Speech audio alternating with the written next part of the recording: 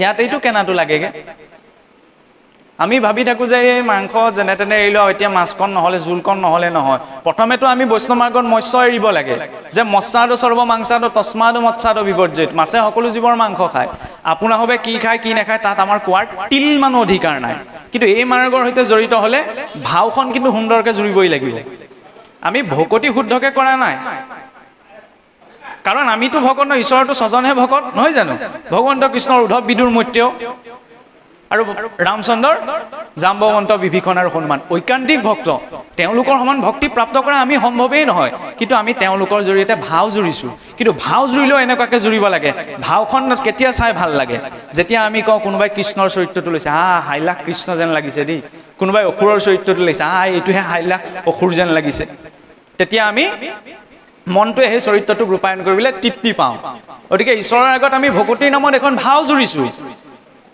কিন্তু ভাও জুৰিলেও এনেকুৱাকে জুৰিব লাগে যাতে ঈশ্বৰৰ মনতো এইটো ভাৱনা আহে যে হয় দেই তেওঁ ভকতৰ ভাওখন ঠিকেই জুৰিছে তেতিয়া কিজানি তেওঁ অকণমান কৃপা কৰে ঈশ্বৰৰ কৃপা মানে এইটো নহয় যে ভাগৱতত পঢ়িলে মেলিলে বা ঈশ্বৰক ভক্তি কৰিলে ঈশ্বৰে মোক ধনে সম্পত্তিয়ে গোটেই পৰিপূৰ্ণ কৰি দিব নহয় যদি আগদিনা হৰাই দিয়াৰ পাছতে পিছদিনাই আপুনি ফল পাইছে জানক সেয়া ঈশ্বৰ কৃষ্ণৰ কৃপা কেতিয়াও নহয় শুনিবলৈ এইবিলাক অদ্ভুত কথা কাৰণ আমাৰ সৰহসংখ্যক মানুহে ভক্তিৰ সংজ্ঞাটো ভুলকে বুজি থাকে আমি ভাবি থাকো কি আমুকলে গৈছিলো হৰাই এখন দিলো তাত বহুত জাগ্ৰত স্থান দেই মই ফল পাই গলো পিছদিনাই সেয়া ভকতি নহয় সেয়া সিদ্ধিৰ মাৰ্গ হ'ব পাৰে তালে গৈ কোনোবা এটা স্থানলৈ গৈ যদি 10 জনৰ উপকাৰ হৈছে তেতিয়ালে সেই স্থানক আমি নিন্দা কৰাৰ প্ৰয়োজনীয়তা নাই কাৰণ কাৰোবাৰ কিবা এটা উপকাৰ হৈছে উপকাৰ হোৱাটো বহুত ডাঙৰ কথা কাৰণ সংসাৰখনত আমি যেতিয়া নিজক লৈ জীৱনটো যাপন কৰিছো তেনেকুৱা এটা পৰিস্থিতিত যদি কোনোবা এটা স্থানৰ পৰা কোনোবা এটা বিষয়ৰ পৰা কোনোবা এটা দ্ৰব্যৰ পৰা 10 জনৰ উপকাৰ হৈছে তেতিয়ালে সেই স্থান সেই বিষয় সেই দ্ৰব্য প্ৰশংসনীয় কিন্তু ভাগৱতৰ মাৰ্গত সেইটো প্ৰশংসনীয় নহয় কিয় কাৰণ ভাগৱতৰ মাৰ্গত যদি মই ভাবি লওঁ যে মোৰ মান সন্মান বাঢ়িছে বা মই ভাগৱতৰ কথা ক'ব পাৰিছো সেয়া ভগৱন্তৰ কৃপা নহয় কাৰণ ভগৱন্তই যদি উদাহৰণ স্বৰূপে আপুনি শিৱসাগৰ টাউনলৈ ওলাই গৈ পেলাই দলমুখ চাৰিআলিত ৰলেগে তেনেকুৱাতে ভিক্ষাৰী এজন আহি ক'লে বোলে দাদা 10 টকা এটা দিয়কচোন আপুনি ক'লে বোলে এই দিনটোলৈ ওলাই আহিছো আকৌ এইজনে কি পইচা বিচাৰিবলৈ আহিছে আপোনাৰ হবে নাভাবিব ভাগৱতত এইখিনি কথা লিখা নাই কিন্তু আমি কথাটো বুজাবলৈ সেই কথাখিনি টানি আনিছো যে দিনটোলৈ ওলাই আহিছো 10 টকা এটা এইজনে বিচাৰিছে তেতিয়া ক'ব মোৰ পইচা চইচা নাই সেই বুলি কৈ ইখন দোকানত সোমালেগে ভিক্ষাৰীজন আকৌ পিছে পিছে গ'ল যে নহয় দাদা 10 টকা এটা দিয়কচোন তেতিয়া আপুনি ভাবিলে কি এই মানুহতে পিছ নেৰিব চাগে অকণমান আগৰ দোকানখনৰ পৰাই মই বজাৰ কৰোঁ সেই বুলি ৰিক্সাখন মাতি ৰিক্সাখনত উঠি যাবলৈ ল'লে তেনেকুৱাতে ভিক্ষাৰীজনে ৰিক্সাখনৰ পিছে পিছে খেদি গ'ল বোলে দাদা 5 টকা এটা হ'লেও দি থৈ যাওকচোন মই চাহ একাপ খাম তেতিয়া আপুনি অস্বস্তি অনুভৱ কৰিবনে তেতিয়া আপুনি 5 টকা নালাগে 10 টকা নালাগে 10 টকা ঠাইত 20 টকা হ'লেও দি দিব মোৰ হাতত এতিয়া 10 টকীয়া নাই বোলে 20 টকা এইটোৱে ল মুঠতে তই মোৰ পিছটো এৰ ভগৱন্তক বিচাৰিলে যদি পিছদিনাই দিছে জানক ভগৱন্তই আপোনাক মোৰ পৰা আঁতৰিব বিচাৰিছে বিচাৰিব নালাগে ভগৱন্তৰ পৰা কেলে বিচাৰিব নালাগে যিজনা ঈশ্বৰৰ ওচৰত আপুনি মই পাৰ কৰি অহা অনন্ত কোটি জনমৰ হিচাপ আছে ধেমালি কথা নে আপুনি মই ইয়াৰ পিছত কি কৰিম কি নকৰিম সকলো হিচাপ যিজনৰ ছফ্টৱেৰত জমা আছে সেইজনক আকৌ মই সৰু সুৰা বস্তু বিচাৰি পেলাই আমনি কৰিব নালাগে আৰু বিচাৰিব এই কাৰণেই নালাগে আপুনি কোনোবা মঠ মন্দিৰ কাৰণ তীৰ্থস্থানবিলাকতো আটাইতকৈ ডাঙৰ ভিক্ষাৰীসকল বহি থাকে নহয় জানো আপুনি ওলাই আহি পেলাই দেখিলে এজন মানুহ গোটেই খাবলৈ ববলৈ পোৱা নাই বোলে শুকাই কিনাই বহি আছে পটককৈ চকু গ'ল আপুনি ভাবিলে ইছৰাম মানুহজনে চাগে বহুত দিন 3-4 দিন একো খোৱা নাই দেই এই মানুহজনক পাৰিলে আজি ভাত খাজকে খুৱাই থৈ যাওঁচোন সেই বুলি আপুনি ভাবিলে নহয়নে ভিক্ষাৰীজন বহি আছে যে কোনোবা এজন আহিলে কিবা এটা খুজিম আপুনি মনত ভাবি গৈছিল কি বুলি ভিক্ষাৰীজনে অৱস্থাই কৈছে যে বহুত দিন খাবলৈ পোৱা নাই ভাত এসাঁজ খুৱাই থৈ যাম ভিক্ষাৰীজনৰ ওচৰত পোৱাৰ লগে লগে তেওঁ কৈ দিলে বোলে দাদা বা বাইদেউ চাহ একাপ হ'লেও মোক খুৱাই থৈ যাওকচোন তেতিয়া আপুনি কি খুৱাব বাৰু চাহ খুৱাবনে ভাত খুৱাব তেওঁ বিচাৰিলে কি চাহ একাপ কিন্তু আপুনি দিম বুলি ভাবি আছিলে কি ভাত খাজ তেতিয়া আপুনি ভাত খাজ নোখোৱাই চাহ একাপে দিব সেইকাৰণে ভগৱন্তৰ পৰা বিচাৰিব নালাগে কিজানি তাতকৈ ডাঙৰ কিবাই দিম বুলি ভাবি থৈছে আমি সৰুটো বিচাৰি তেওঁৰ পৰা সৰুটোহে লৈছোঁ জোৰ কৰি এইকাৰণে ভগৱানৰ পৰা বিচাৰিব নালাগে বেনৰ পিতৃ অংগ মহাৰাজ অংগৰ সন্তানৰ যুগ নাছিল ঋষিসকলে কৈছিল যে মহাৰাজ আপুনি সন্তানৰ কাৰণে চিন্তা বাদ দিয়ক কাৰণ আপোনাৰ সন্তানৰ যুগ নাই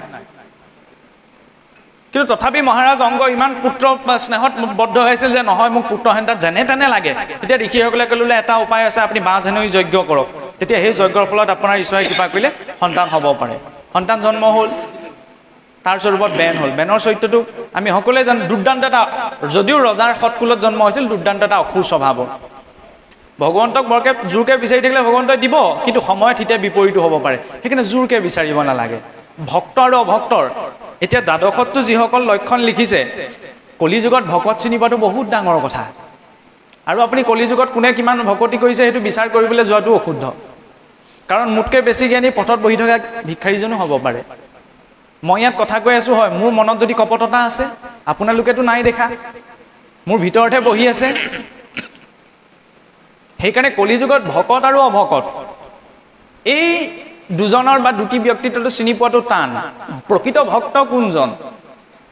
যিজনে যদি ইচ্ছা কৰি কিবা এটা পাইছে, আপুনি কিবা এটা ভাবিছে, ভবাটোকে ঈশ্বৰে আপোনাক প্ৰদান কৰিছে, তেতিয়াহ'লে সেইটো ঈশ্বৰৰ কৃপা। আপুনি যেতিয়া পাইছে ভাবি থকা বস্তু, সেইখিনি সময়ত প্ৰথম ধন্যবাদ কালে যাব? ঈশ্বৰলৈ যাব। আমাৰ মনুষ্যৰ ওলোটা। কেঁচুৱা এটি জন্ম হয় তেতিয়া কোনেও হৰিধ্বনি নিদিয়ে, মৰা হয় এটা নিয়ক তেতিয়া হৰিধ্বনি দিয়ে। যেতিয়া শ্বাস লগত থাকে সেইখিনি সময়ত নামটো কাণে কাণে কোনেও নকয়। যেতিয়া শ্বাস নাথাকে শৰীৰত তেতিয়া আমি হৰিধ্বনি দিওঁ। মৃতকৰ শয্যাৰ ওচৰত হৰিধ্বনি দিয়াটো ভুল ব্যৱস্থা নহয়, কিন্তু তাৰ লগতে সন্তানটি জন্ম হওঁতেও সেই সন্তানটিৰ কাণত প্ৰথম ভগৱন্তৰ নামটো উচ্চাৰণ কৰাটো প্ৰয়োজন, যিটো ব্যৱস্থা আমাৰ নাই। আগতে আছিল, কিন্তু এইবিলাক কথা আমি ধোঁৱা চাঙত তুলি দিলোঁ। শ্বাস আৰু নাম, নামৰ পৰা শ্বাসলৈ, শ্বাসৰ পৰা নামলৈ, এই মাজৰ সময়কণে এই জীৱন যাত্ৰাটো হৈছে আধ্যাত্মিক জীৱন। যদি আমি পোৱাটোকে মই ঈশ্বৰে প্ৰদান কৰিছে, সেইটো ঈশ্বৰৰ ইচ্ছা, ঈশ্বৰৰ কৃপা। আৰু যদি মই ভবাটো পোৱা নাই, তেতিয়া সেইটো ঈশ্বৰৰ ইচ্ছা। সেই বুলি যিজন ব্যক্তিয়ে গ্ৰহণ কৰি নিজৰ জীৱনটো পাৰ কৰিছে, সেইজন হৈছে ভক্ত।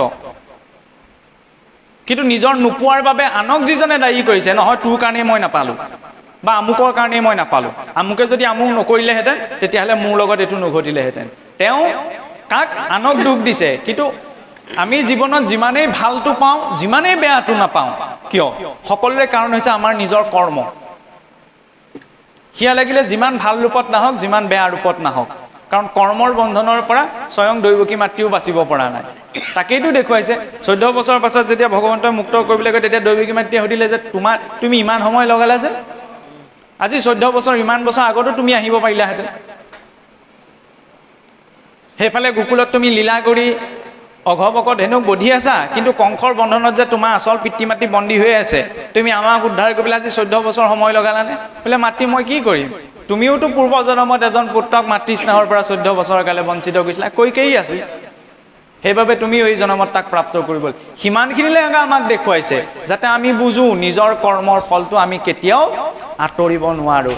মানুহ এজন গৈ আছিল, এতিয়াতো আমৰ বতৰ নহয়নে? আম কাৰ খাবলৈ মন নাযায়? আম দেখিলেই খাবলৈ মন যায়। গাঁৱে তিনি গৈ থাকোঁতে পটককৈ দেখিলে এঘৰৰ বাৰী ধুনীয়া আম লাগি আছে। আম লাগি থাকোঁতে দেখাৰ লগে লগে কাৰ খাবলৈ মন নাযাব? খাবলৈ ইচ্ছা কৰিলে। এতিয়া ওচৰলৈ গৈ দেখিলে যে ওচৰত ধুনীয়াকৈ ডাইকেইডাল আছে, ইফালে সিফালে চালে কোনো নাই। তাৰপৰা আম দুটামান পাৰিলে, ভিতৰত গৃহস্থ বহিহে আছিল। শুনিলে, শুনি পেলাই আহি দেখিলে এজন মানুহে আম পাৰি আছে। দেখিছা, আম এটা কিনি খাব নোৱাৰে, লোকৰ বাৰীৰ আম চুৰ কৰি খাইছে। কলিযুগৰ মানুহে বৰকৈ চিন্তা নকৰে নহয়। লাহেকৈ জেওৰা খুটিডাল উলিয়াই লৈ পিঠিত 2 চাট লগাই দিলেগৈ, লোকৰ বাৰীৰ আম চুৰ কৰি খাবলৈ আহিছে। এতিয়া চাওকচোন, আমটো দেখিছিলে কোনে বাৰু?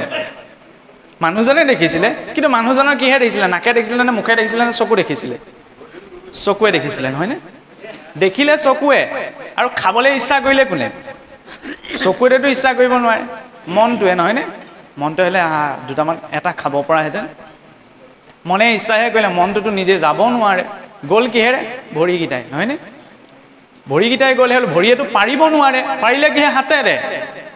হাতেৰে পৰাৰ পিছত পাৰিলে, খালে মুখেৰে, কিন্তু বেচেৰা মুখেও ৰাখিব নোৱাৰিলে, লুটিয়াই বগেৰে কাক দি দিবলগীয়া হ'ল? পেটটোক। আৰু মাৰ খালে কোনে? পিঠিটোৱে। দেখিলে চকুৱে, ইচ্ছা কৰিলে মনটোৱে, গ'ল ভৰিকেইটাই, পাৰিলে হাতে, খালে মুখে, ৰ'ল পেটত, মাৰ খালে পিঠিয়ে। এতিয়া যাৰ কৰ্ম তাৰ ফল হ'ল জানো? নহ'ল নহয়। কিন্তু যেতিয়া পিঠিটোত মাৰটো পৰিল, তেতিয়া চকু পানী ক'ৰ পৰা ওলাল? চকুৰ পৰা। কৰ্মটো কোনে আৰম্ভ কৰিছিল? চকুৱে। সেইকাৰণে যাৰ কৰ্ম এনে নহয় যে আমাৰ যে কিবা এটা অপৰাধ কৰিলে প্ৰায়শ্চিত্তৰ বিধান আছে, প্ৰায়শ্চিত্তসমূহ আমাৰ সমাজতহে প্ৰযোজ্য হয়, সংসাৰত প্ৰযোজ্য নহয়। মই যদি আমি সমাজত কওঁনে নাজানি যদি ভুল কৰিছে, সমাজে যদি তেওঁ ভুলটো, মই যেনিবা কিবা এটা ভুল কৰিলোঁ নাজানি পেলাই, আৰু সমাজে যেতিয়া মোক ক'লে যে বোপাই তুমি এইটো ভুল কৰিছা, তেতিয়া মই স্বীকাৰ কৰিলোঁ যে হয় এইটো মই ভুল কৰিছোঁ, তেতিয়া সমাজে প্ৰায়শ্চিত্তৰ এটা ব্যৱস্থা দিলে, আৰু সেই অনুসাৰে মই অনুতপ্ত হৈ পেলাই মই সমাজত চলিবলৈ খুচি হ'লোঁ, সেইটো সমাজৰ ব্যৱস্থা। কিন্তু মই যে নাজানি হ'লেও ভুলটো কৰিলোঁ, সেইটো মই ভুগিবই লাগিব, সেইটো সংসাৰৰ ব্যৱস্থা। নাজানি জুই কৰাত হাতখন দিলে হাত পুৰিবই, জুইৰ প্ৰকৃতিয়েই পুৰা। নাজানি যদি মই ভূত প্ৰেত বুলি এজন মানুহকে অস্ত্ৰাঘাত কৰোঁ, আইনে দণ্ডনীয় কৰিবই, নহয়নে? নাজানি যেনিবা আন্ধাৰত ভূত প্ৰেত বুলি মই মানুহ এজনকে মাৰ মাৰি দিলোঁ, তেতিয়া আইনে আন্ধাৰত এই নাজানি পেলাই মাৰিলে বুলি ক্ষমা কৰিব জানো? মই দণ্ডৱান হ'বই লাগিব। ঠিক তেনেদৰে প্ৰকৃতিৰ ব্যৱস্থাটো তেনেকুৱা, প্ৰকৃতিৰ আইনখন কাৰো বাবে সলনি নহয়, আৰু সেইবাবে প্ৰকৃতিৰ সৈতে জড়িত হৈ থাকিবলৈ এইটো ভাবিব লাগে। ধুনীয়াকৈ ওলাই গৈছে চাওকচোন, 14জন সাক্ষী, যেতিয়া নাৰায়ণে প্ৰথম এই সৃষ্টিখন ৰচনা কৰিছে, প্ৰথম তেওঁৰ পৰা সৃষ্টি হৈছে মহামায়া। মহামায়াক চাওকচোন, আমি যিটো সংস্কৃতিত ডাঙৰ দীঘল হৈছোঁ সেইকাৰণে এইটো পিতৃপ্ৰধান সংস্কৃতি নহয়, চৰকাৰী ফৰ্মখনতহে ফাদাৰ নেমটো প্ৰথমতে আহে। এই সংস্কৃতিটো মাতৃপ্ৰধান সংস্কৃতি, কাৰণ মাতৃগৰাকী হৈছে নিৰ্মাতা। মাতৃগৰাকীয়ে যদি বিচাৰে ব্ৰাহ্মণৰ কুলতো অসুৰ জন্মাব পাৰে, আৰু মাতৃয়ে যদি বিচাৰে অসুৰৰ কুলতো ভক্তৰ জন্ম দিব পাৰে। ব্ৰাহ্মণৰ কুলত কেনেকৈ অসুৰ জন্ম হৈছিল কোন জানেনে? ব্ৰহ্মাৰ 9জন প্ৰজাপতিৰ ভিতৰত এজন প্ৰধান আছিল ঋষি পুলস্ত। পুলস্তৰ পুত্ৰ আছিল ঋষি বিশ্ববা। বিশ্ববাৰ পুত্ৰ কোন? ৰাৱণ। মহৰ্ষি পুলস্তৰ নাতি, এলা পেচা নহয়, 9জন প্ৰজাপতি, য'ৰ পৰা সমস্ত প্ৰজাগণ উৎপত্তি হৈছে, শ্ৰেষ্ঠ ব্ৰাহ্মণ। সেই পুলস্তৰ নাতি ৰাৱণক আপুনি মই ক'ৰবাত ব্ৰাহ্মণ বুলি মনত পেলাই শুনিছে জানো? নাই শুনা। ৰাৱণক ৰামায়ণ নপঢ়া ব্যক্তিজনে অসুৰ বা দানৱ বুলিয়ে জানে। কিয়? কাৰণ তেওঁ সংস্কাৰ ত্যাগ কৰিছিল। আমাৰ সকলো কথা সংস্কাৰৰ ওপৰত নিৰ্ভৰ কৰে। এই যে অলপ আগত ধুনীয়াকৈ ওলাই গৈছে যে ব্ৰাহ্মণ, ক্ষত্ৰিয়, বৈশ্য, শূদ্ৰ 4 বৰ্ণ, সমাজত বহুখিনিত খেলি মেলি হয় যে শাস্ত্ৰই এইবিলাক জাতিভেদৰ কথা কৈছে। জাতিৰ ভেদ বা জাতিৰ বিভাগ আৰু বৰ্ণ ব্যৱস্থা দুটা বেলেগ বস্তু। এই ব্ৰাহ্মণ, ক্ষত্ৰিয়, বৈশ্য, শূদ্ৰ হৈছে 4 বৰ্ণ। এই 4 বৰ্ণৰ উৎপত্তি ক'ৰ পৰা? ব্ৰাহ্মণস্য মুখমাসীত বাহু ৰাজন্যকৃত উৰুতদস্য য়দবস্য পদ্যাকুম শূদ্ৰ অজায়ত। নাৰায়ণৰ মুখমণ্ডলকে ব্ৰাহ্মণ বুলি কোৱা হ'ল, কাৰণ ব্ৰাহ্মণৰ কৰ্ম কি? জ্ঞান চৰ্চা কৰা, নহয়নে? আমি জ্ঞান চৰ্চা কৰিবলৈ হ'লে কোনটো অংগৰ প্ৰয়োগ কৰোঁ? এই মগজুটোৰ, বুদ্ধি ইয়াত ক'ত আছে? সেইকাৰণে এই মুখমণ্ডলক বিৰাট পুৰুষৰ মুখমণ্ডলক ব্ৰাহ্মণৰ লগত তুলনা কৰা হ'ল।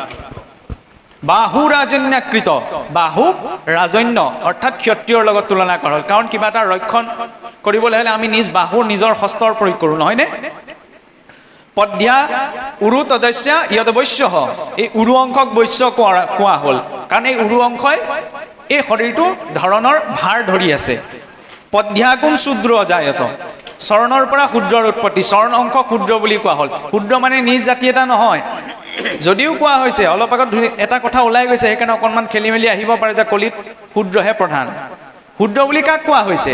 নিজ জাতি এটাক নহয়। শূদ্ৰ মানে সেই অৱস্থা, যি অৱস্থাত আমি ভাল বেয়া শুদ্ধ অশুদ্ধ এইখিনি বিচাৰ কৰিব নোৱাৰোঁ। যদি ঈশ্বৰৰ চৰণৰ পৰা বা বিৰাট পুৰুষৰ চৰণৰ পৰা যিসকলৰ উৎপত্তি হৈছে তেওঁলোক শূদ্ৰ, তেওঁলোক নিজ হয়, তেতিয়াহ'লে গোটেই পৃথিৱীখনো নিজ, কাৰণ এই পৃথিৱীৰ উৎপত্তি ঈশ্বৰৰ চৰণৰ পৰা। এয়া ভাগৱততো লিখা কথা নহয়, এয়া বেদত লিখা আছে যে ভূমিৰ পাদ অজায়ত, এই ভূমিখন ক'ৰ পৰা উৎপত্তি হৈছে? ঈশ্বৰৰ চৰণৰ পৰা। তেতিয়াহ'লে ইয়াত বাস কৰা বাকীসকলে উচ্চ নিচৰ তাৰতম্য ক'ৰ পৰা আহিলে? এইবিলাক ব্ৰিটিছৰ কিছুমান লোকে আমাৰ মগজত ভৰাই থৈ যোৱা কথা। শাস্ত্ৰও কোৱা নাই, গুৰুসকলেও কোৱা নাই, পূৰ্বৰ ঋষিসকলেও আমাক এইবিলাক কথা দিয়া নাছিল। কাৰণ ভগৱন্তই নিজ মুখে কৈছে যে 4 বৰ্ণ ভগৱন্তই সৃষ্টি কৰিছে, চতুৰ্বৰ্ণক ময়া সৃষ্ট, মই সৃষ্টি কৰিছোঁ, গুণ কৰ্ম বিভাগ আছে, গুণ আৰু কৰ্মৰ ওপৰত নিৰ্ভৰ কৰি। সেইবাবে ব্ৰাহ্মণৰ বংশত জন্ম হৈও ৰাৱণ ব্ৰাহ্মণ হ'ব নোৱাৰিলে, কাৰণ ৰাৱণ ইমান পণ্ডিত আছিল যে বেদৰ ওপৰত ভাষ্য লিখিছিল। সংস্কৃতত যিবিলাক শ্লোক লিখিছিল আমি উচ্চাৰণ কৰিবলৈ জিভা ঘূৰ খাই যাব, ইমান পণ্ডিত আছিল। কিন্তু ইমান পণ্ডিত হৈও তেওঁ চৰিত্ৰ অৱনমিত হৈছিল, কাৰণ তেওঁ নিজৰ সংস্কাৰত ত্যাগ কৰিছিল। সেইবাবে কোৱা হৈছে জন্মনাথ জায়তে শূদ্ৰ, জন্মতে সকলো শূদ্ৰ, কাৰণ আমি জন্ম হৈ একো শিকি নাহোঁ।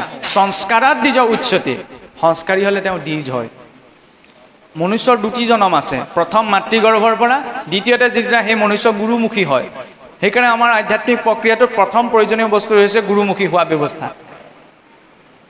এইটো নহয়, কিছুসকলে ভাবে গুৰুমুখীনো হ'বলৈ কেলে লাগিছে, মনত ভক্তি থাকিলেই হ'ল। সেই ভক্তিক পৰিপুষ্ট কৰাৰ বাবে দেখা ঈশ্বৰজনৰ আশ্ৰয়ৰ প্ৰয়োজন।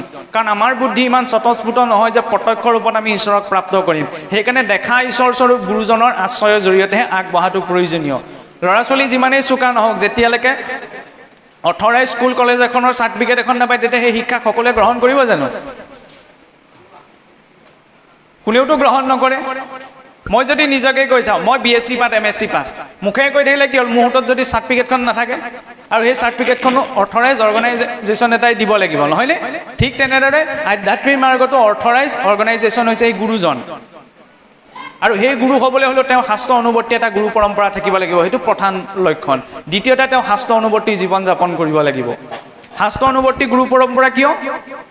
কাৰণ তেওঁ কোনে ক'ৰ পৰা পালে? ভাগৱত যে আমি প্ৰাপ্ত কৰিলোঁ, পোনপ্ৰথমতে প্ৰত্যক্ষ ৰূপতটো আকাশৰ পৰা পৰা নাই। ভাগৱত এটা সুনিৰ্দিষ্ট গুৰু পৰম্পৰাত আহিছে, শ্ৰীনাৰায়ণৰ পৰা মহাপুৰুষলৈকে। তাৰপিছত মহাপুৰুষৰ শিষ্য প্ৰশিষ্যসকলৰ জৰিয়তে সমস্ত অসমত ব্যাপ্ত হৈছে। যদি আমি অসমৰ কথা কওঁ, সেই গুৰু পৰম্পৰাটোত দীক্ষিত হৈ এই গুৰু বস্তু বা ধৰ্ম বস্তু গ্ৰহণৰ প্ৰয়োজনীয়তা আছে। আৰু সেই আশ্ৰয়ৰ প্ৰথম, সেইকাৰণে ভাগৱতৰ প্ৰথম স্কন্ধতে দেখুৱাইছে যে জ্ঞানৰ অৱতাৰ ব্যাসদেৱেও নাৰদদেৱক আশ্ৰয় গ্ৰহণ কৰিছে, তেতিয়াহে ভাগৱত প্ৰাপ্ত কৰিছে। সেইকাৰণে আধ্যাত্মিক মাৰ্গত প্ৰথম প্ৰয়োজনীয় বস্তু হৈছে আশ্ৰয়। যিদৰে ৰ'দ বতাহ বৰষুণৰ পৰা ৰক্ষা পাবলৈ আমি ঘৰটো নিৰ্মাণ কৰোঁ, ঠিক তেনেদৰে অকণমান চিন্তা শক্তিটো অহাৰ লগে লগে ল'ৰা ছোৱালীক গুৰুমুখী কৰাৰ ব্যৱস্থাটো লাগে। কিন্তু আজিও আমাৰ বহু সংখ্যকত এইটোৱে ভাবি থাকে যে এতিয়াই শৰণ ল'ব কেলৈ লাগিছে, বিয়া পাতিলে ল'ব, নহয় জানো? কেনেবাকৈ গোঁসাই ঘৰ চাকি গছ জ্বলাব পৰা দায়িত্বকণ আহিলে ল'ব, সেইটো নহয়। সেইটো সামাজিক ব্যৱস্থা। ঈশ্বৰৰ আশ্ৰয় আমি এইকাৰণে হ'ব লাগে যাতে মানসিকভাৱে কেতিয়াবা অস্থিৰ হৈ পেলাই ঈশ্বৰৰ সেই গুৰুৱে প্ৰদান কৰা বাক্য কেইটাৰ জৰিয়তে যাতে ঈশ্বৰক চিন্তা কৰি ঈশ্বৰ মোৰ সৈতে সম্পৰ্ক থাকে। গাঁৱৰ ৰাস্তাইদি এজন মানুহ ওলাই গৈ দেখিলে স্কুল এখনৰ সন্মুখত ল'ৰা ছোৱালী দুটাই উৎপাত কৰি আছে। তাৰপৰা দেখিলে স্কুলৰ সন্মুখত ল'ৰা ছোৱালী দুটাই উৎপাত কৰি আছে আৰু শিক্ষকসোপা কেনি গ'ল। গাঁৱৰ মানুহজনে তেতিয়া ল'ৰা দুটাৰ কি ক'লে, হাত দুখনত ধৰি নি পেলাই প্ৰধান শিক্ষকৰ ৰুম পালেগৈ। তাৰপৰা ক'লে বোলে, ছাৰ আপোনাৰ ল'ৰা ছোৱালী গ'ল এই সন্মুখত ৰাস্তাৰ মূৰত উৎপাত কৰি আছে আৰু আপুনি ইয়াত ফেনৰ তলত বহি আছে। তেতিয়া শিক্ষকজনে সুধিলে বোলে, হেৰি তোমালোকৰ নামকেইটা কি কি? তেতিয়া ল'ৰা দুটাই যেতিয়া নামকেইটা ক'লে, তেতিয়া প্ৰধান শিক্ষকজনে কোন ক্লাছত পঢ়া সুধিলে, তেতিয়া ক'লে বোলে 8মান শ্ৰেণীত পঢ়োঁ। তেতিয়া 8ম শ্ৰেণীৰ ৰেজিষ্টাৰখন উলিয়াই চালে, বোলে 8ম শ্ৰেণীৰ ৰেজিষ্টাৰচোন এওঁলোকৰ নামেই নাই। তেতিয়া সেই গাঁৱৰ ব্যক্তিজনক ক'লে বোলে, হেৰি নহয় আপুনি ভুল নুবুজিব, মোৰ স্কুলৰ ষ্টুডেণ্ট নহয় বোলে, এওঁলোকক মাকৰ ওচৰলৈ লৈ যাওক, কাৰণ ৰেজিষ্টাৰত তেওঁলোকৰ নাম নাই নহয়। এতিয়া ভগৱন্তৰ ঘৰত ৰেজিষ্টাৰত নাম লিখোৱা কাৰবাৰটোৱে হৈছে শৰণ বা গুৰুমুখী হোৱা ব্যৱস্থা। এতিয়া বোলে শৰণ নোলাকে ভাগৱত পঢ়িব পাৰি নে নোৱাৰি, এইটো সমাজত এটা ব্যৱস্থা এটা আছে। কেতিয়াবা চিন্তা এটা আহে যে শৰণ নোলাকে ভাগৱত পঢ়িব পাৰি। তেতিয়া ভগৱতক সোধা হৈছিল যে হেৰি নহয় বোলে, এতিয়া মনত ভাৱ ভক্তিৰে বোলে সকলো কৰ্ম কৰিব পাৰি, ভগৱন্তৰ নাম ল'ব পাৰি, তেতিয়াহ'লে বোলে ভক্তিভাৱেৰে মই ভাগৱত পঢ়িব পাৰোঁনে? ব্যক্তিগতভাৱে ঘৰত পঢ়িছে এইটো বেলেগ কথা, কিন্তু আমাৰ যেতিয়া পাঠৰ আসনখন প্ৰস্তুত কৰা হয় বা নামৰ আসনখন, সেই আসনখনৰ একোটা নিৰ্ণয় থাকে।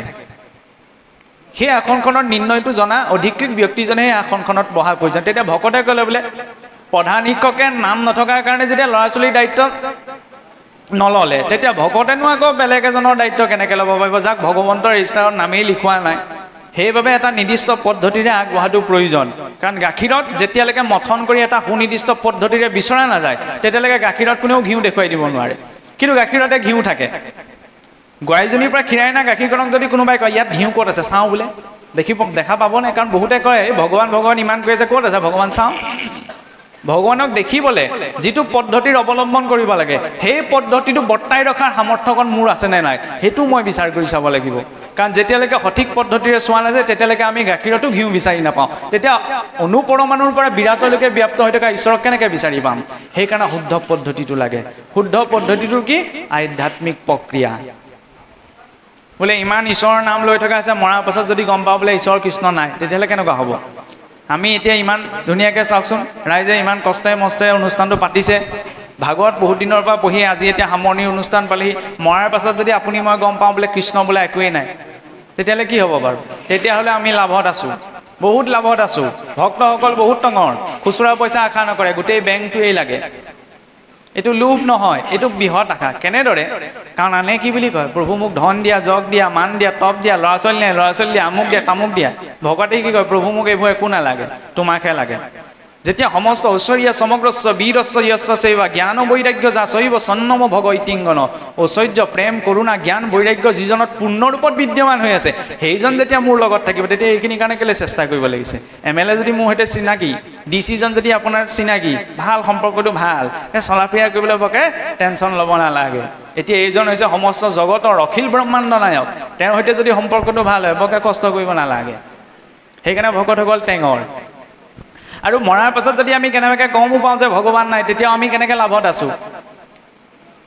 এই বছৰেকত বোলে 12টা মাহৰ প্ৰতিটো মাহত এটা দিন হ'লেও ভগৱন্তৰ কৃষ্ণৰ গুণনামৰ নামতে এই নাম, এই পাঠ, এই আলোচনা, এই ভগৱন্তৰ নাম। কাৰণ আমাৰ জন্মৰ আগমুহূৰ্তৰ পৰা অন্ত্যেষ্টিলৈকে যত যিমান ব্যৱস্থা সকলোতো নাম এষাৰৰ আয়োজন কৰা হয় বা নাম গোৱা হয়। ভগৱন্তৰ নাম লৈ সেই আনন্দকে পাই থাকিলোঁ। মৰাৰ পাছত তেওঁ নাথাকিলেও কি হ'ল, জীৱনটো আনন্দতে পাৰ হ'ল।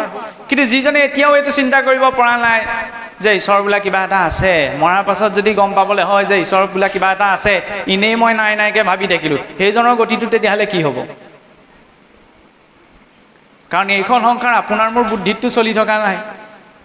আপুনি মই ধন টকা পইচা ধাৰত নচলিব পাৰোঁ, কিন্তু সংসাৰত আটাইতকৈ ধাৰুৱা হৈছে আমি, আপুনি মই। কিদৰে? এই শৰীৰটো ধাৰৰ, মাটিৰ পৰা ধাৰলৈ লোৱা। চাওকচোন, বসুমতীৰ পৰা উৎপন্ন হৈছে অন্ন। সেই অন্নক পুৰুষ আৰু স্ত্ৰী ৰূপত যেতিয়া দুটা শৰীৰে ভক্ষণ কৰিছে, অন্নৰ পৰা প্ৰথম কি সৃষ্টি হৈছে? ৰস, ৰসৰ পৰা ৰক্ত, ৰক্তৰ পৰা মাংস, মাংসৰ পৰা মেদ, মেদৰ পৰা অস্থি, অস্থিৰ পৰা মজ্জা, মজ্জাৰ পাছত বীৰ্য, সেই বীৰ্যৰ পৰা এই জীৱ শৰীৰটো, তাৰ পৰা এইটো মাতৃগৰ্ভত বৃদ্ধি হৈ পেলাই সংসাৰলৈ আহিছে, ডাঙৰ দীঘল হৈছে, ক্ৰমাৎ মৰিবলৈ আগবাঢ়ি গৈ আছে। শেষত যেতিয়া অন্তিম সময় আহিছে, শৰীৰ এৰিছে, শৰীৰ এৰাৰ লগে লগে অন্ত্যেষ্টিক্ৰিয়া হৈছে। অন্ত্যেষ্টিক্ৰিয়া কৰোঁতে আকৌ ক'ত মিলি গ'ল? মাটিত মিলি গ'ল। অন্ন ৰূপত উৎপন্ন হৈ শৰীৰ ধাৰণ কৰি মাটিতে মিলি গ'ল। লগত পৰমাণু এটাও লৈ যাব নোৱাৰোঁ। ধাৰত চলিছেনে নাই চলা? আৰু আপুনি মই ইমান ভাগ্যৱান, কাৰণ আপুনি মই কষ্ট নকৰাকৈ বহুত দামী দামী বস্তু লগত লৈ আছোঁ, যিবিলাক বস্তু আমি লাখ টকা দিলেও কিনি আনিব নোৱাৰোঁ। বোলে কি? শৰীৰটোত লাগি থকা অংগসমূহ, কিডনীটো, লিভাৰটো, হাওঁফাওঁটো, এইবিলাক কম দামী দামী যন্ত্ৰ পাতি নে? ফ্ৰীতে পোৱা নাইনে? কৰোণাৰ প্ৰসংগ ওলাই গৈছিল, কৰোণা কালত গম পোৱা গৈছিল অক্সিজেনৰ মূল্য কি হয়। দিল্লীত 8,000-9,000 টকাত এটা চিলিণ্ডাৰ কিনিব লগা হৈছিল। আপুনি মই এভেইলেবল পাই আছোঁ। কম ডাঙৰ কথা নে? ঈশ্বৰৰ ওচৰত আমি তেতিয়াহ'লে কৃতজ্ঞ হয়নে নহয়? প্ৰতিটো ছেকেণ্ড 2 ছেকেণ্ডত এজন মানুহ মৰিছে, কিন্তু সেইখন লিষ্টত আপুনি মই পৰা নাই। ঈশ্বৰৰ ওচৰত আপুনি মই কৃতজ্ঞ হয়নে নহয়? সেইকাৰণে ভাগৱতে কৈছে, সময় থাকোঁতেই চিন্তা কৰা, এইটোৱেতো সুযোগ। অন্য শৰীৰত ঈশ্বৰক পোৱাটো বহুত দুৰ্লভ।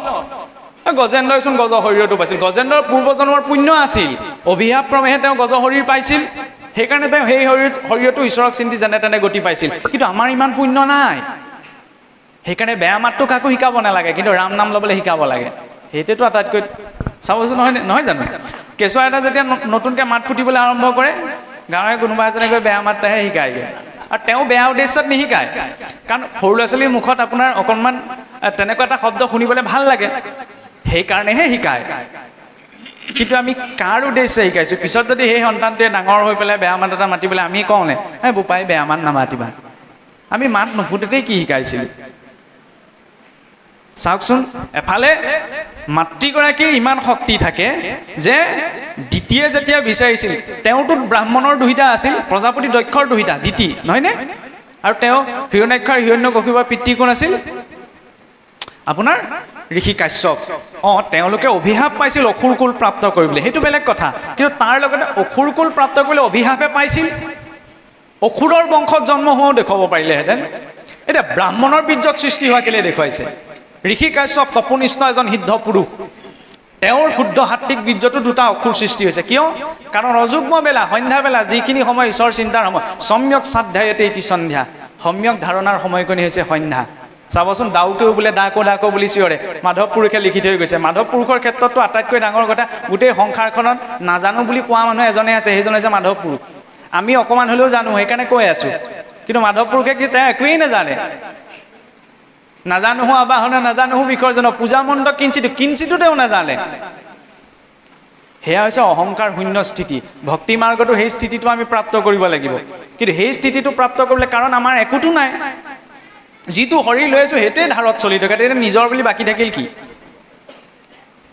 তাৰ অৰ্থ এটো কোৱা নাই যে সংসাৰ ভোগসমূহ আমি ত্যাগ কৰি ঈশ্বৰক চিন্তা কৰিব লাগিব কেঁচুৱা এটাই যেতিয়া কান্দি থাকোঁতে কি কৰে মাকে যেতিয়া কামত ব্যস্ত হৈ থাকে তেতিয়া ভাবে সন্তানটোৱে কান্দি আছে তেতিয়া খেলা ধূলা বস্তু দুটামান দি গুচি যায় যাতে খেলা ধূলা বস্তু কেইটা পায় সি অকণমান তাতে ব্যস্ত থাকিব পাৰে মাকেও নিজৰ ঘৰৰ কামকেইটা কৰি ল'ব পাৰে যদি খেলা ধূলা বস্তু কেইটা পায় সন্তানটোৱে কান্দিবলৈ বন্ধ কৰিছে তেতিয়া মাক আকৌ সহজে নাহে ওচৰলৈ নহয়নে মাতৃসকলেতো ল'ৰা ছোৱালী ডাঙৰ দীঘল কৰোঁতে পাইছে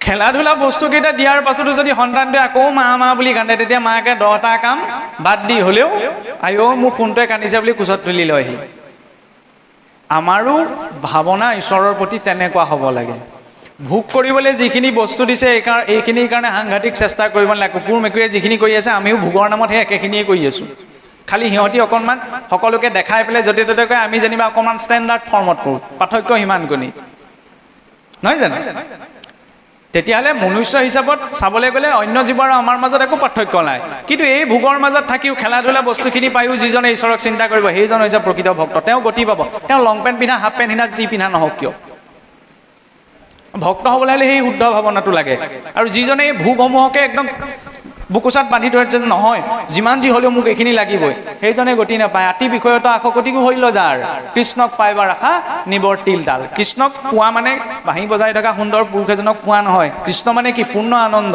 সৰ্বকৰস্বতী ইতি কৃষ্ণ যি সকলোকে আকৰ্ষণ কৰিব পাৰে সেই পূৰ্ণ আনন্দক পোৱা আমি কাৰ অৰ্থে কৰ্ম কৰিছোঁ সেই পূৰ্ণ আনন্দ আমাক লাগে যেতিয়ালৈকে সেই পূৰ্ণ আনন্দক আমি পাব নোৱাৰোঁ তেতিয়ালৈকে সংসাৰখনত সুখ বিচাৰি ঘূৰি ফুৰিম জন্মৰ আগমুহূৰ্তৰ পৰা অন্তিম সময়লৈকে যি কৰ্ম কৰিছোঁ সেই আনন্দক পাবৰ বাবে কিন্তু কেতিয়াও আমি ক'ব নোৱাৰোঁ যে মই আনন্দ পাই গ'লোঁ আৰু ইয়াতকৈ আৰু মোক নালাগে কাৰণ এই সংসাৰ হৈছে অপূৰ্ণ ইয়াত আমি পূৰ্ণ সুখ পাব নোৱাৰোঁ কিন্তু ঈশ্বৰৰ কৃষ্ণৰ চৰণতহে একমাত্ৰ সেই পূৰ্ণ সুখৰ আশ্ৰয় আছে তাকেইতো আত্যন্তিক লয় বুলি কোৱা হৈছে প্ৰাকৃত নিত্য প্ৰলয় নৈমিত্তিক প্ৰলয় আৰু প্ৰাকৃত প্ৰলয় এই তিনিটা প্ৰলয় জগতত সৃষ্টি হয় কিন্তু আত্যন্তিক প্ৰলয় নিজত সৃষ্টি হয় আত্যন্তিক প্ৰলয় যেতিয়া জীৱই নিজৰ স্বৰূপ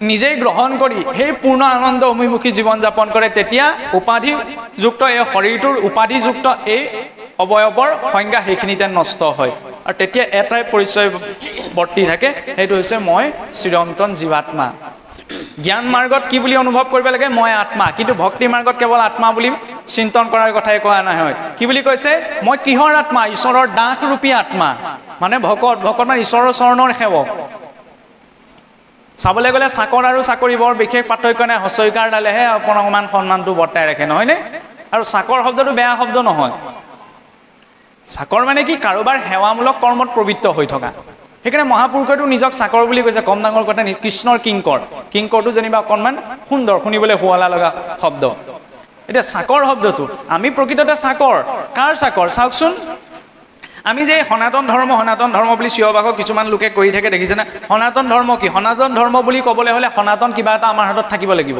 যিটো কোনো কালে নষ্ট নহয় এনেকুৱা কি আছে আমাৰ হাতত সকলো জীৱৰ যি হিন্দুৱেও পালন কৰে যি খ্ৰীষ্টানেও পালন কৰে যি নগায়ো পালন কৰে কোচ কলিতা আহোম বামুণ চবে পালন কৰে সেইটো হৈছে একমাত্ৰ সেৱা ধৰ্ম কাৰণ গৃহী লোকজন গৃহখনৰ সেৱা কৰ্মত ব্ৰতী হৈ আছে নামঘৰীয়াজন নামঘৰৰ সেৱা কৰ্মত ব্ৰতী হৈছে চৰকাৰী কৰ্মচাৰীজন চৰকাৰৰ জৰিয়তে সেই সেৱাৰ কৰ্মত ব্ৰতী হৈ আছে আমি সকলো জীৱই এই সংসাৰখনত কিবা এটা নহয় কিবা এটা সেৱামূলক কৰ্মত ব্ৰতী হৈ আছোঁ কিন্তু সংসাৰৰ উদ্দেশ্যে যদি কৰ্ম আচৰণ কৰা হৈছে কেৱল মাত্ৰ তেতিয়াহ'লে সেই সংসাৰ বোলে বন্ধন যত কৰ্ম সবে বন্ধ সাংখ্যবাদী কহে আমি সংসাৰৰ উদ্দেশ্যে সেইকাৰণে ভাগৱতৰ আৰম্ভণিটো কোৱা হৈছে যে ভগৱন্তক অৰ্পণ কৰি আমি কৰ্ম কৰিব লাগে ঠিকেই কিন্তু ভাগৱতৰ আৰম্ভণিতেই সৌনকাদি ঋষিসকলে এটা কথা স্বীকাৰ কৰিছে যে কৃষ্ণত অৰ্পি আমি কৰোঁ কৰ্ম যত হয় যে ঈশ্বৰত অৰ্পণ কৰি সকলো কৰ্ম কৰিব লাগে কিন্তু তাতো নানা বিঘ্নি আছে জানিলোঁ মনত ঈশ্বৰত অৰ্পণ কৰি কৰ্ম কৰিব লাগিব কিন্তু তাতো নানা প্ৰকাৰৰ বিঘ্নি আছে কাৰণ সংসাৰৰ ব্যৱস্থাটোৱে হৈছে সেইটো গতিকে আমি ধৰ্মৰ নামতো বোলে ঢেৰ পুণ্য অৰ্জন হৈছে মৰাৰ পাছত পুণ্যৰ চেকখন আমি পাম চেকখন পাই কলৈ যাম স্বৰ্গলৈ যাম নহয়নে স্বৰ্গত সেই যিমান প্ৰকাৰৰ পুণ্য আছে সেইখিনি ভোগ কৰি আকৌ কলৈ আহিব লাগিব স্বৰ্গ বাদ দিয়কচোন কেনেবাকৈ ব্ৰহ্মলোকো যদি প্ৰাপ্ত কৰিব পাৰোঁ ব্ৰহ্মলোকতো ব্ৰহ্মাৰ পূৰ্ণ আয়ু শেষ হোৱাৰ পাছত এই মৰ্তলে শুই পৰিব লাগিব আকৌ এই 84 লক্ষ যোনিত ভ্ৰমণ কৰি ঘূৰি ফুৰিব সেইকাৰণে উত্তম ব্যৱস্থাটো ভাগৱতে কি দিলে ঈশ্বৰ কৃষ্ণৰ চৰণত আশ্ৰয় তেওঁ যদি ভাল দেখিবলৈ হয় তেতিয়া তেওঁ ভাল পোৱাজনক আমি যিজনক আটাইতকৈ বেছি ভাল পাওঁ তেওঁক নিজৰ লগতে ৰাখিবলৈ বিচাৰোঁ নহয় জানো যেতিয়া ঈশ্বৰৰ আমি প্ৰিয় পাত্ৰ হ'ব পাৰিম তেতিয়া ঈশ্বৰে আমাক নিজৰ বুলি গ্ৰহণ কৰিব তেতিয়া আকৌ এইখনলৈ আহিব নালাগে সেইজন হৈছে অতি বুদ্ধিয়কজনৰ লেখ তেওঁ সংসাৰতে থাকিব ভগৱন্তৰ হাতত সেইকাৰণে গোলাপ ফুল নলয় পদুমৰ ফুল লয় পদ্ম পুষ্প নহয়নে পদ্মৰ বীজ ৰোপণ হয় বুকাত বিকশিত হয় জলৰ ঊৰ্ধত সেই জল আৰু বুকাই স্পৰ্শ কৰিব নোৱাৰে ভক্তজনৰ ভাৱনা কেনেকুৱা হ'ব লাগে আমি মায়াৰ সংসাৰতে থাকিব লাগিব সাধনখিনি লাগিব যাতে এই আসক্তিখিনি আমাক স্পৰ্শ কৰিব নোৱাৰে এনে নহয় তাৰ কাৰণে ঢেৰ যোগ আচৰণ কৰিব লাগিব মাত্ৰ এইটো কিবা এটা কৰ্ম কৰিছোঁ সেই কৰ্মটো মই ঈশ্বৰক অৰ্পণ কৰিব পাৰোঁ নে নোৱাৰোঁ কিবা এটা খাইছোঁ এইটো ঈশ্বৰক অৰ্পণ কৰিব মই পাৰোঁ নে নোৱাৰোঁ কাৰণ ভক্ত হ'বলৈ হ'লে তেওঁ যি কৰ্ম কৰিব যি আচৰণ কৰিব সকলো ঈশ্বৰত অৰ্পণ কৰি তাক আৰু এক মুহূৰ্তত এইটো বিচাৰ কৰিব লাগিব যে মই এই কৰ্মটো ঈশ্বৰত অৰ্পণ কৰিব পাৰোঁ নে নোৱাৰোঁ কৰ্মই ধৰ্ম বুলি কৈ থকা কথাষাৰ অশুদ্ধ গীতাত কিন্তু এই কথাষাৰ কোৱা নাই বহুলোকে কয় শুনা পায় নে যে কৰ্মই ধৰ্ম বুলি গীতাত লিখা আছে গীতাত লিখা হোৱা নাই কাৰোবাক ঘোচা মৰা এটাও কৰ্ম সেইটো কি ধৰ্ম হ'ব নি নহয় কৰ্মৰ ব্যৱস্থা আছে তাক বিচাৰ বিশ্লেষণ কৰি ল'বলৈ এই শাস্ত্ৰসমূহৰ প্ৰয়োজন